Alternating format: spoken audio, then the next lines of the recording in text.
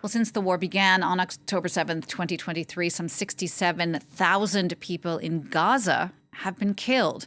Entire towns and cities have been razed to the ground as the Israeli offensive continues. Even today, on the anniversary of the attacks, Israeli tanks, boats, and jets have been pounding parts of the Gaza Strip. We're going to talk more about the situation in Gaza now with Yousra Abu Sharekh, who joins me from Deir al-Balah in Gaza. You are the Gaza Coordinator for the International Network for Aid, Relief and Assistance, or INARA. Thank you so much for speaking to us today. Let's just start with the situation on the ground 2 years after the start of the war. What is the reality of life in Gaza at the moment? The reality is very hard, even after the glimpse of hope that the people on the ground feel after the plans of Trump. People in Gaza City are suffering from the continuing and ongoing bombardment and continuing shooting and tank shelling. We could hear the sounds from here, from central Gaza Strip. However, on the other side, in the south of Gaza, people are suffering and they are in dire need for every single basic need, from shelter to food to health to water, sanitation, and hygiene. So after 2 years, whenever we stand, we can't realize that we were going through too much. The pain is very deep. The trauma that accumulated inside every single one in Gaza Strip is very complex, and they are now waiting for the moment just to kneel or to grieve their losses. For example, yesterday night, to me, it was like a moment when I remember my house that was completely destroyed in North 2 years ago. And I remember the Lego made robot that my son made.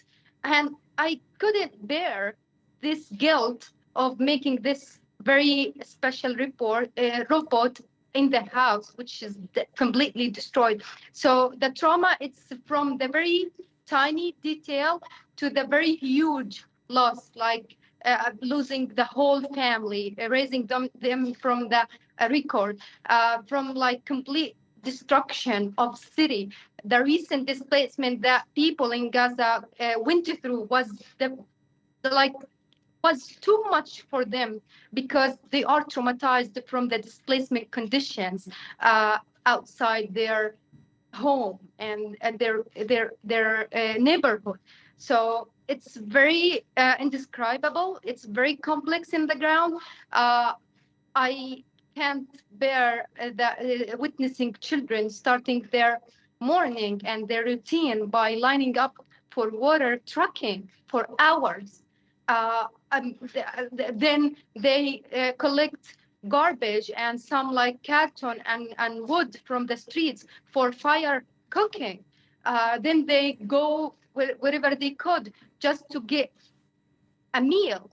And they are so weak. The trauma inside children in Gaza Strip is very complex. And it's time to take real actions and to make these negotiations into effect, because after 2 years, after hunger, after all kinds of fears, people cannot afford or cannot bear more of suffering.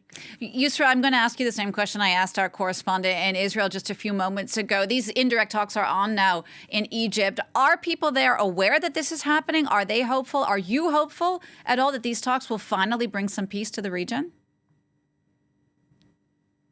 Honestly speaking, for 2 years, people in Gaza were always held up on hope. Even if they were failed several times before, but this time for them is very serious, and they are so hopeful.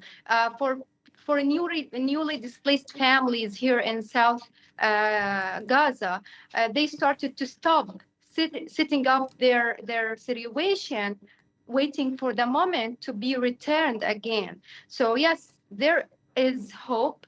And this time it's very serious, because everyone is now drained, exhausted, and they cannot deal with any additional loss or trauma. As you say, people are really at the end of their tether, not just physically, but also psychologically, emotionally. Is anything being done through aid associations like your own to help people on an emotional level, or is that just too far off the mark at this point? Yes, we are doing our best despite of all the challenges that our organization and other organizations are facing. We are supporting the children to cope with the ongoing risk and security concerns and to deal with their trauma that they are going through.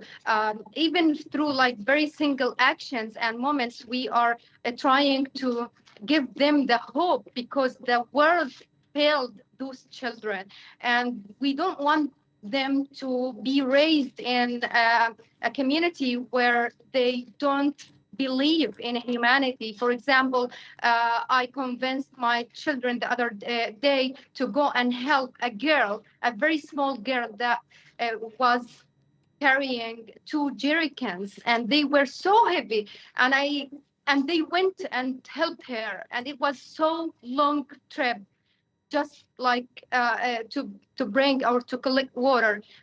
And I wanted my children to believe in humanity, to support each other, and to be empathetic and to feel that we should be the support system, even if the whole international community failed us.